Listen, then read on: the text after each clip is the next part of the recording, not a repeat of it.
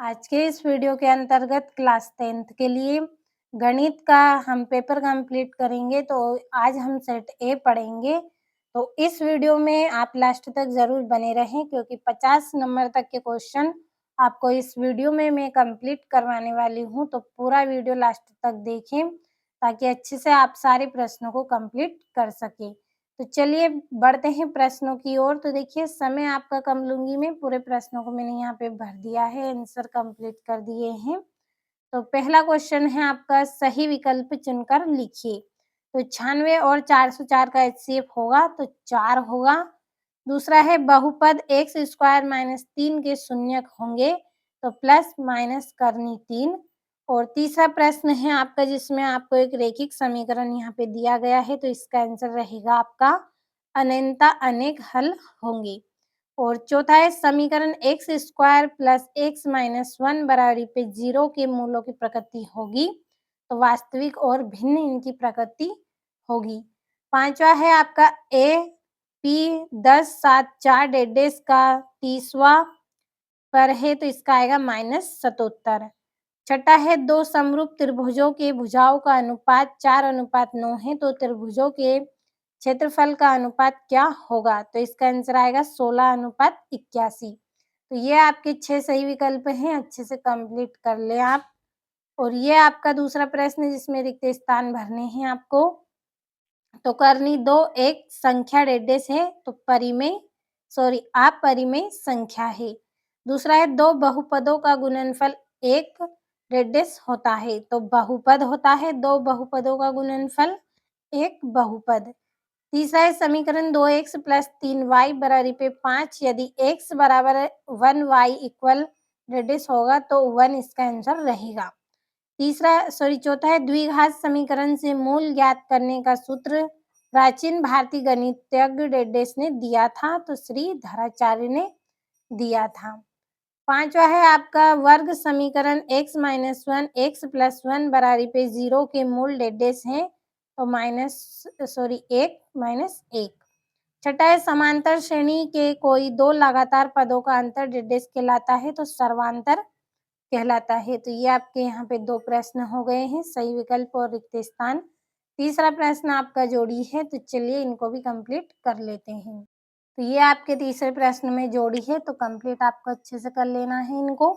और चौथा प्रश्न है जिसमें सत्य असत्य छाट कर लिखना है। तो चलिए थोड़ा सा इनको भी समझ लेते हैं। तो पहला है 1/2 एक परिमेय संख्या है तो असत्य। दूसरा है शून्य बहुपद की घात अपरिभाषित होती है तो इसका रहेगा सत्य। तीसरा है दो चरणों में एक रैखिक समीकरण के अनेक हल होते हैं तो असत्य।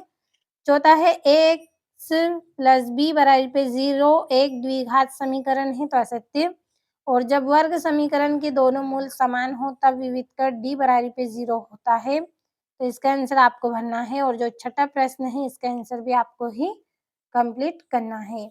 और पांचवा प्रश्न है जिसमें आपको एक वाक्य में उत्तर करना है।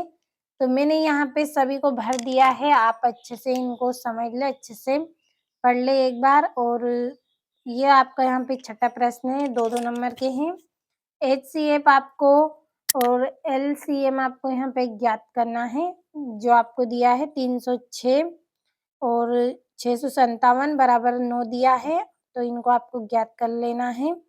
और अभाज्य गुणनखंड विधि द्वारा पूर्ण को 12, 15 और 21 का एचसीएफ के एलसीएम आपको ज्ञात करने हैं। सातवां सिद्ध कीजिए करनी 2 एक परिमेय संख्या है। और दर्शाएं कि 5 माइनस करनी 3 एक अपरिमेय संख्या है।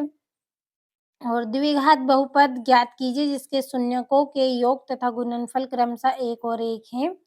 और ये यहाँ पे 9वां द्विघात बहुपद 3x² माइनस x माइनस 4 के शून्यकों तथा गुणनकों के बीच संबंध की सत्यता की जांच आपको करनी है।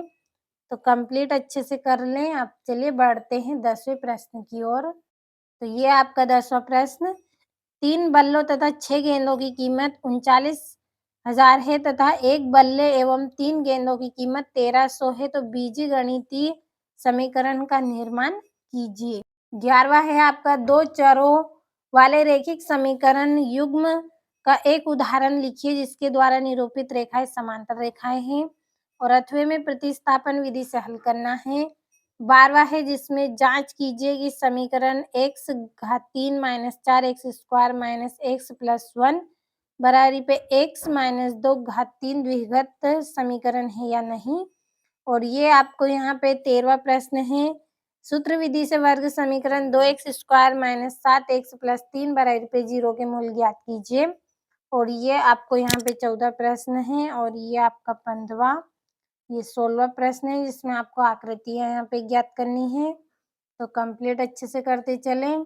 और ये यहाँ पे भी आपका 17वां प्रश्न है, ये 18वां प्रश्न।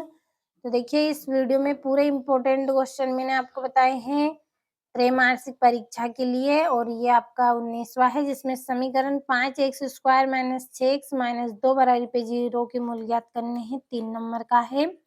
और ये आपका यहाँ पे 20वां एक अक्ष पर वह बिंदु ज्ञात कीजिए जो 2, 5 और माइनस 2, 9 से समदूरस्थ है। और 21वें प्रश्न में प्रतिस्थापन विधि से आपको यहाँ पे हल करना है, 4 नंबर का। और ये आपका 22वां प्रश्न है। ऐसी दो संख्याएं ज्ञात कीजिए जिनका योग 27 और गुणनफल 182 हो। और ये आपका 23वां प्रश्न। तो कुल हमने 23 प्रश्न इस वीडियो में कंप्लीट किए हैं, तो अच्छे से आप कंप्लीट कर लें।